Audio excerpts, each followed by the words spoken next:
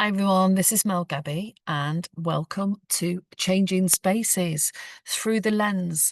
So I hope today's stories and reflections spark something in you, give you reminders of your own trips and your own personal history. But just to tell you a little bit about Changing Spaces, this isn't just a travel series, it's a journey through landscapes, history, psychology, spirit, friendship, campervan journeys, and everything else in between.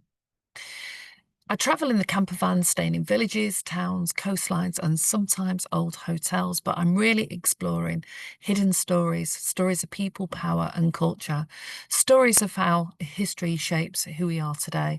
And along the way, I reflect on my own path, my family's Scottish roots, the mix of cultures I grew up with, and the deeper search for meaning and belonging.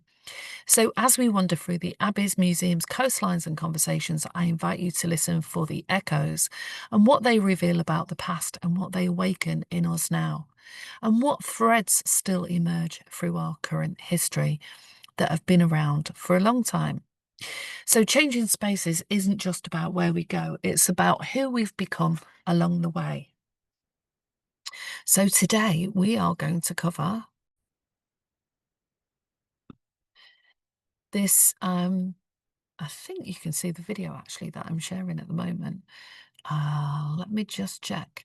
So, some of this will be audio only, and some will be video, but or pictures. So it depends on the platform you're listening to it through.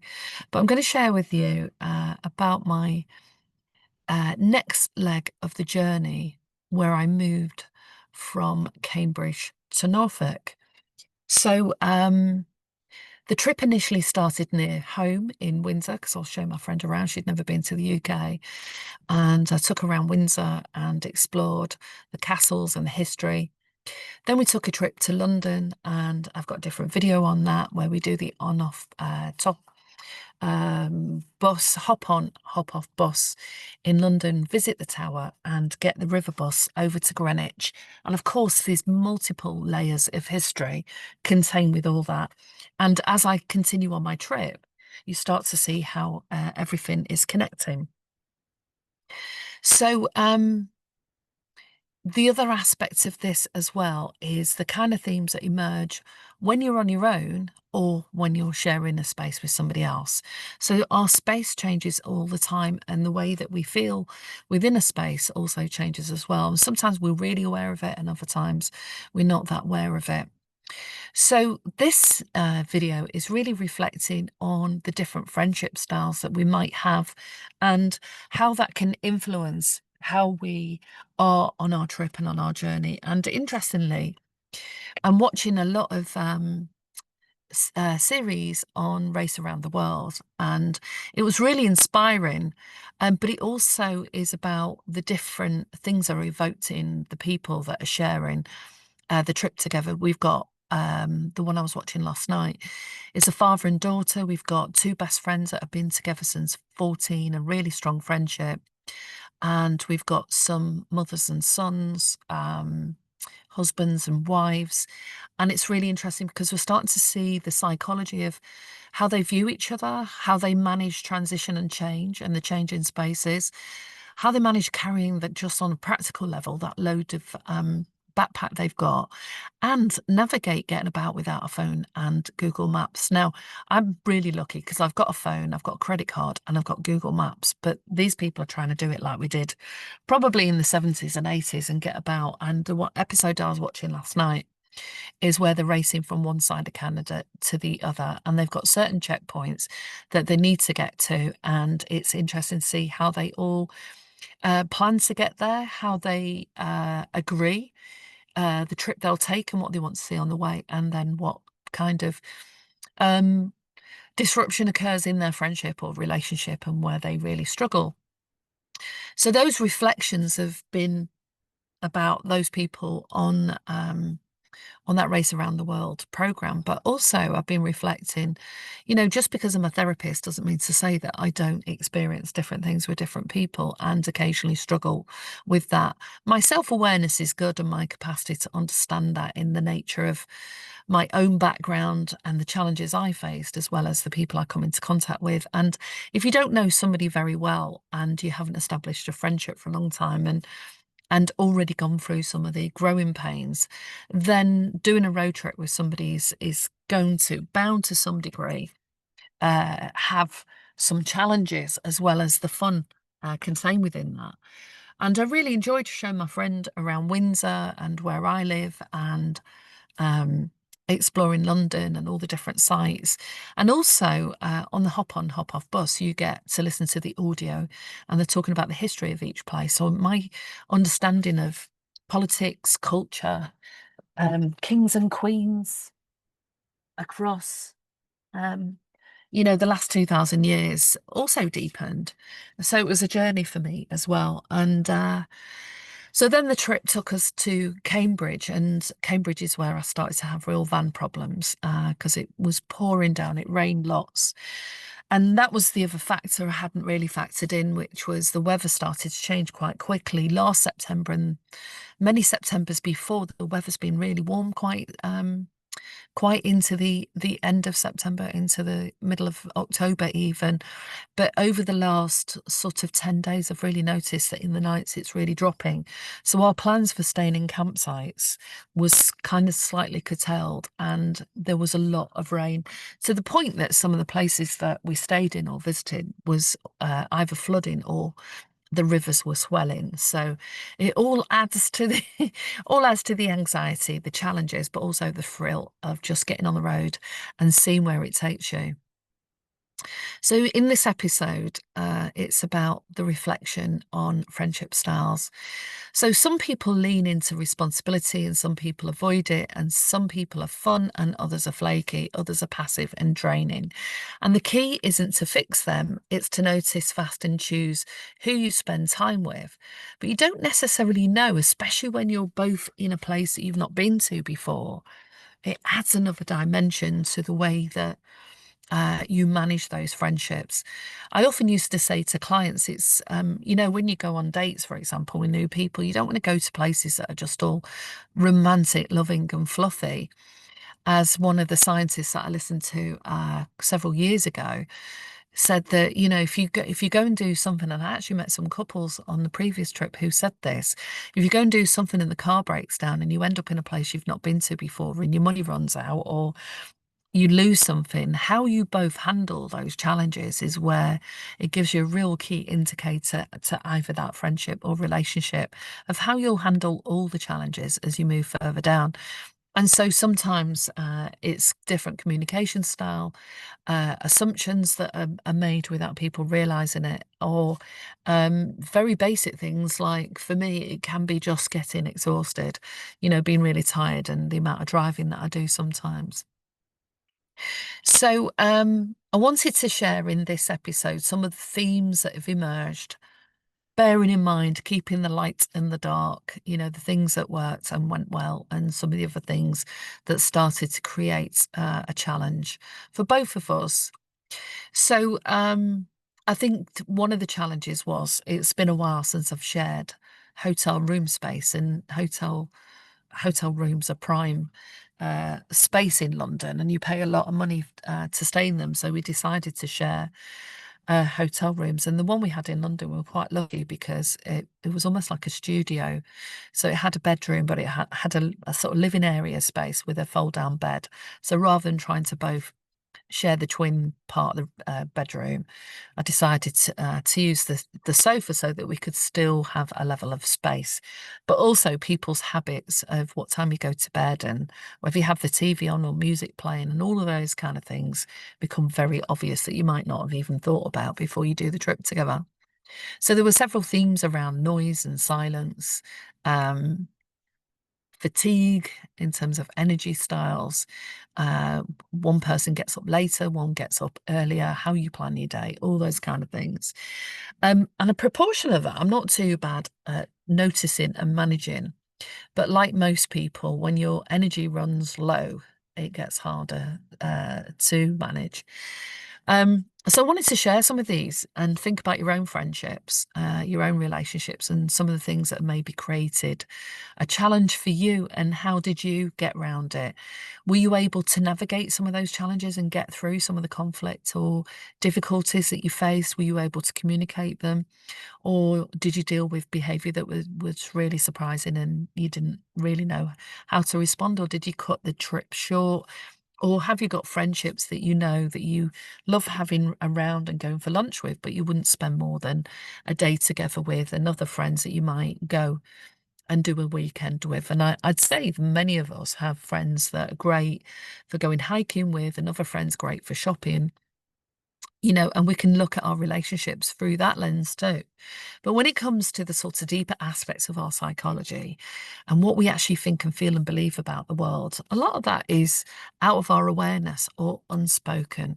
And a lot of the work that we do in therapy is to bring that information from the unconscious out of awareness into awareness so that you can start to see whether or not it's something you still align with. Is it a belief or a value that you've had for a long time, but only now as the conflict or challenge brought it to the surface, and now it's making you sort of look squarely in the eye and decide whether or not that is working in your favor still, or you need to let that go.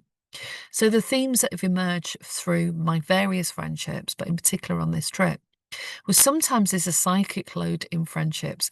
I've been a manager, project manager, program lead, and led on many things in my work. And like a lot of other women, we can do it in our work, but we don't necessarily want to carry the load in every aspect of our lives. And this has come up as a conversation for a lot of so-called alpha females, where we're very good at what we do and we can take the lead and we can manage and navigate conversations and be very, very good at what we do and even successful. But when it comes to friendships, sometimes you meet people where there's almost like an unspoken assumption that you kind of will carry it in the same way. Or you end up, because we have to take responsibility for our part in this as well, or you end up just being able to see things before they happen and navigate the potential and the possibilities. And you've already got Google Maps out and worked out plan A, B, C, and D, and are able to communicate it when somebody's not even thought about it. And these things can then lead into the theme of control and freestyling, so all sorts of themes emerge in these very basic ways that we interact on a day-to-day level. And it's easy at work because it's 9 to 5 and I don't take my colleagues home with me and try and organise dinner and everything else. And I know that my colleagues can be very different at home than they are at work. But when you start sharing the space outside of those settings, then this is where the unplanned and the unexpected can occur. But it's all growth. Conflict, if you emerge through it, can mean that the relationships can really grow and expand, or you decide to part ways and realize you're not ever really going to be on the same page. And when you call it a day is the tricky bit, whether that is dating, relationships, marriage, or friendships, when you decide to throw the towel in. And it's been interesting watching my sons. They've got friendships on all sorts of levels, and how the themes of loyalty and support also run through those, as well as expectations. Because the longer you've known someone, sometimes they get used to the old version of you. And when you're growing and changing and the new version is coming through, that's where again difficulty can occur. And that's why I do so much work on transition really with people when they're moving through different phases of their life, or leaving a job and getting a new one, or selling a house and buying one, or leaving a relationship or entering a new one. And I've got quite a few clients where I've supported them in moving out of relationships that either, were on their last legs or toxic, and then starting to really get to know themselves and developing a way and a lifestyle that really aligns with who they are now, not who they were 4 or 5 years ago. So you can carry the psychic load in friendships without even realizing it. And that's why self reflection is really important. And the moment you start to feel agitated, angry, or frustrated. Reflecting on what might have activated that is key to start with. Otherwise, you'll just do what a lot of people can do, which is project all over the place and blame everybody else for your bad mood. And in narcissistic toxic relationships, that's a really common theme, and sometimes purposely orchestrated just to create the drama. And for a proportion of people, they enjoy the drama. So that psychic load in friendships is the invisible work of organising, deciding, planning, and being the default provider, which often fell to the woman. And so women are less able to sit back and really be aware of how they fall into that role, even if they don't want it. And so a lot of the work, especially as your kids get older, is to know when to step back and let other people take responsibility and make their own plans and even make mistakes. The next theme is assumptions versus generosity. So the difference between open giving and manipulative or presumptive giving. So somebody books a hotel or takes you to dinner or buys you a ticket, but reminds you 5 days later or 10 days later that they did so. And one of the things I've always felt strongly about is that if I give, I give. If I borrow, I'll make that clear. If I lend somebody something, I'll make it clear that what my expectation is. Um, but there is lots of assumptions around that, and often people play their part in the same way with lots of different people. So it can be really supportive. People can be really generous with their time, their money, their resources, and other people can sometimes really value that and not take the mick. And sometimes people don't value that and utilize people more for their own benefit. So again, if you're feeling anything about any irritation or anything about any of these things that I'm talking about, it's an opportunity to get your journal out now and reflect on where that feeling might be coming from. So the next one is avoidance and hints. Um, and this happened in this trip, where it started to feel that I was being really clear and coming up with different suggestions, but um, the friend I was with seemed more passive and even passive aggressive at times, or even indirect in behavior. And it meant that I had to try and second guess or figure some things out or ask questions and still wasn't really getting a response. And these things can actually erode your energy over time and in a short time as well, especially if you're doing a lot of walking and visiting and, exploring places. So how does the person that you're with, when you ask them questions, respond? Are they direct? Do they say, I'm not quite sure at the moment, let me give me time to think about that? Or is it just ums and ahs? Because that in itself can be very passive and people can end up acting like they don't know or they don't understand, because it means not taking responsibility and accountability for anything.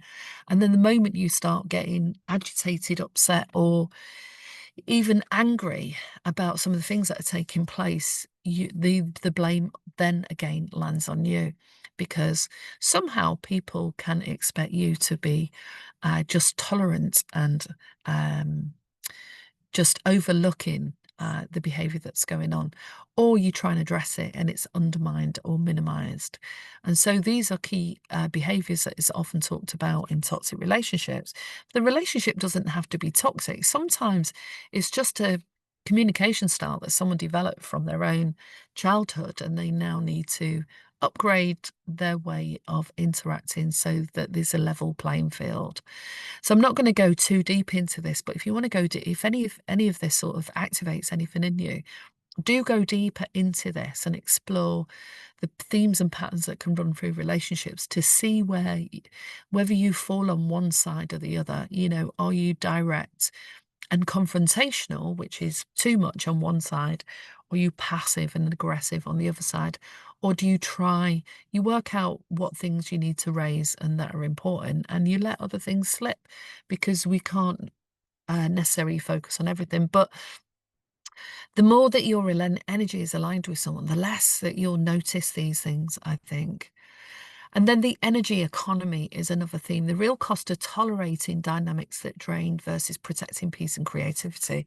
Now, if you've only ever been in relationships in your family growing up where there's conflict, distress, and drama, it's very difficult to notice what peace and just being relaxed can feel like. So sometimes we have to learn to practice that and get into that state through yoga, mindfulness, or even just having time out to ourselves, and really notice what happens when we feel at peace and what helps us feel at peace. And then what happens when we are in different spaces with different people. Some people are fun, enlivening. We look forward to spending time with them and we feel energized. And other people, we can feel massively drained and even have a headache when we come back from spending time with them. And we really need to look at our experience of that and what that might be about. And sometimes you won't necessarily get it on the first or second go, but over time, as you get more peaceful and more able to be in your own space and not reaching out for distractions the moment that something feels uncomfortable, the more you can develop awareness of where the energy drains are and where the energy is pumped up and vitality exists.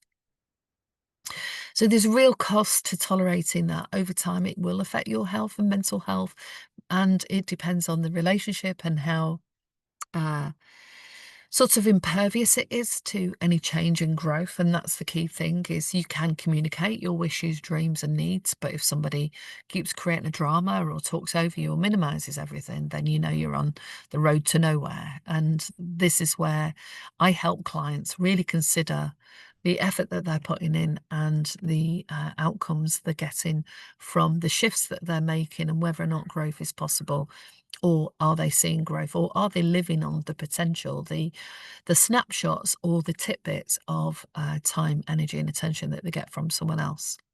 And that is very common in toxic relationships. But of course, those toxic traits will turn up in friendships. Um, so masking versus authenticity. So in the past, I was suppressing my own irritation and tiredness just to keep the peace, because I grew up in a family where things could fall out really easily and people didn't manage conflict well. And when people around me got really angry, the conflict was devastating for whoever was on the receiving end. And so I learned to mask what I was feeling and stay quiet for a long time. But I also knew the cost of doing that. So when I started training as a therapist, one of the things I was massively learning, and it took me a while to do so, was learning how to notice what I felt, what emotions were happening inside of me, what might have activated that, and how to communicate that. And that was the first part of developing that awareness, and then the tools to try and deal with things as they came up. And it takes a while if you've grown up in those families with those dynamics. And so, again, that's part of what I help other people do. But that's why I know how difficult it is, because I've been there and experienced that for a long time. It took me a while to really get better at being more open and having more clarity, and even getting into conflicts and allowing arguments to happen. Then you can have value clashes. So I value freedom, flow, and shared responsibility. I don't value avoidance, transactional reciprocity and control, or passive aggressiveness. I also value, the time and energy that other people put into something without having to show gratitude and be thankful for every moment of the time that they've given. And so this is where you can start to notice that sometimes in your friendships, it's just different values. Someone might just value, distraction, noise, and being constantly on the go, and somebody else values rest and peace. So when you've got those value clashes, it doesn't mean to say that you can't spend time with them, but it does mean that you need to be mindful about how you both express what it is you need. And just like race around the world, there are times when somebody just needs to go on a sleeper train and sleep for those 12 hours and not sit up in a seat because they've paid $12 instead of 20. And sometimes we have to pay a bit more to get what it is that we need. And that really makes a difference on us on a spiritual, psychological, physical, and emotional level. The next one is boundaries in action. So choosing things and drawing the line. Say no when you mean no. And so there was an assumption a few times that I might do the cooking, and that's happened to me a lot over the years, actually. And with this assumption that just because I could cook, that I wanted to, or that I wanted to cook on a particular day. And often it's a case of saying, no, you can cook or we can get a takeaway. But those assumptions exist there that people make because you may have done it once or twice and then they can expect you to maintain it afterwards. So this is about micro acts of self-respect. Again, knowing that when you ask something, to tune into how you feel about it. So an example is when we went to Norfolk, I was really tired. We'd done a lot of walking in London and I really needed to just stop, chill, sit on the beach and listen to the waves and get a nice coffee at the cafe. Um, and we booked a caravan and it was really nice actually. It had a really nice living room, but it had two bedrooms and one of the bedrooms had a big bed in it and the other had two twin beds. And if anyone's ever stayed in the UK caravan, you know that if you're tall, you really do need the big bedroom or even sleeping on the corner unit in the caravan, which I used to do when the kids were small. So this time I chose the big bedroom, but the assumption was that I wouldn't. And so it's like the power plays that get played out on the subtle dimensions of your relationship. And then who buys the food, who makes sure that you've got food in, and who does the booking. All those micro acts that you have to navigate through. Sometimes it's really easy with people. It's just a case of, shall we book there? Let's get the petrol. Do you want to stop here for lunch? And in other times, it's not. It's a challenge. And then freedom in friendship, recognizing when the dynamic isn't working and ending the experiment early instead of dragging it out.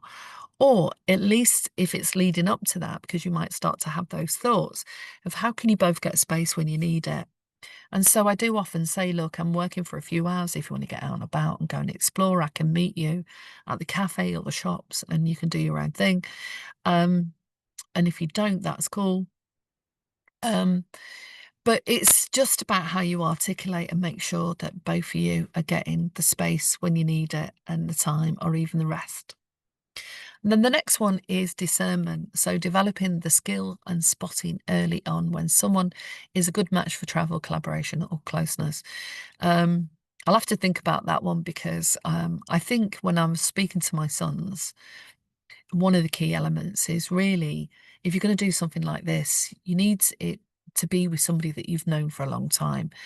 I know with some of the clients I've worked with, they've gone traveling with friends that they've spent a little bit of time with, and they've equally faced challenges on those trips and even parted waves and gone somewhere else during that trip. And this can, make or break some of those relationships. So, like I said, I've been reflecting on what happens when we travel with friends and how quickly deeper dynamics can surface. Like the theme of psychic load, the invisible labour of being the one who organises, decides, books, cooks, and makes sure everything runs. It's not about one meal or one booking, it's about the assumption that someone else will carry that role by default. Like I said, not everyone's aware of it, or but they'll just watch the river run by and flood before even realizing that you need to um, move or do something different. So, linked to this is that difference between assumptions, generosity, and being equal.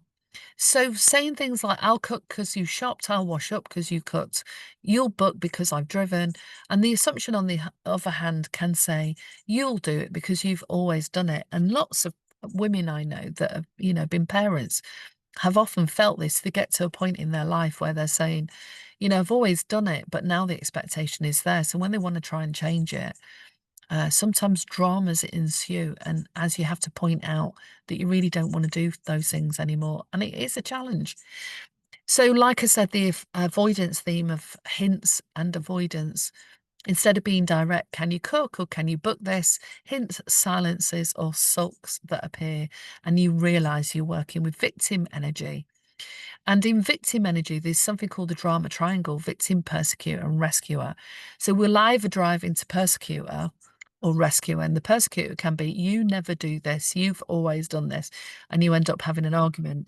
Or you go into the balance approach, which is, I feel, I would like, this is what I'm noticing.